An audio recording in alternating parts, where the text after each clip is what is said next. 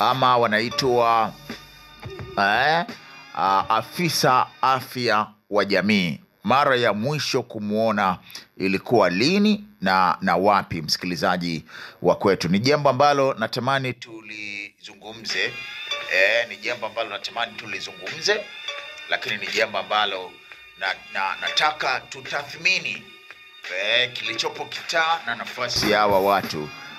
Tuangalie. Kwanza nikukumbushe kwamba jukumu au majukumu ya bwana afya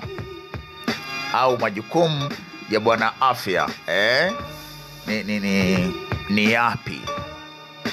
Majukumu ya bwana afya katika jamii ni muhimu sana katika kuhakikisha usalama wa kiafya na mazingira bora kwa watu.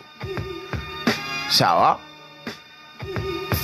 Muhimu ama majukumu yake katika jamii ni muhimu sana katika kuhakikisha usalama wa kiafya na mazingira bora kwa watu.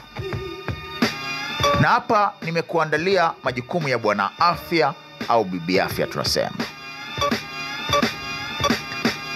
Jukumu la kwanza, kuelimisha jamii kuhusu afya na usafi wa mazingira. Anatoa elimu juu ya njia za kuzuia magonjwa, usafi wa mwili, chakula na makazi. Zamani nilikuwa naona mabwana afya wanapita mpaka kukagua vyoo. Lakini siku hizi sioni.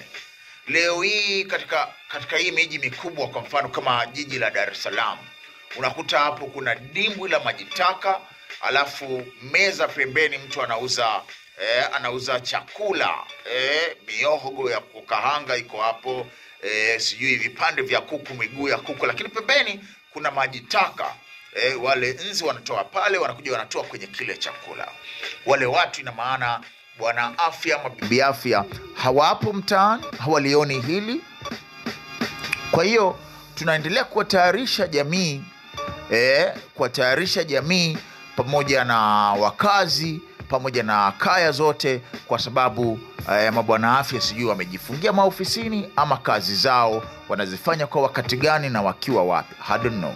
Kwa hiyo leo nikasema tutazame zaidi, na uniandikie pengine comment ya kwako, mara ya mwisho kumuona bibi afya ama bwana afya ilikuwa ni lini? Je, mazingira ya kwetu yanakidhi huko mtaani kuhakikisha kwamba hawa watu wanapitaga kweli? Kile unachokiona mtaani kinakudhihirishia kwamba bibi afya ama bwana afya anapita?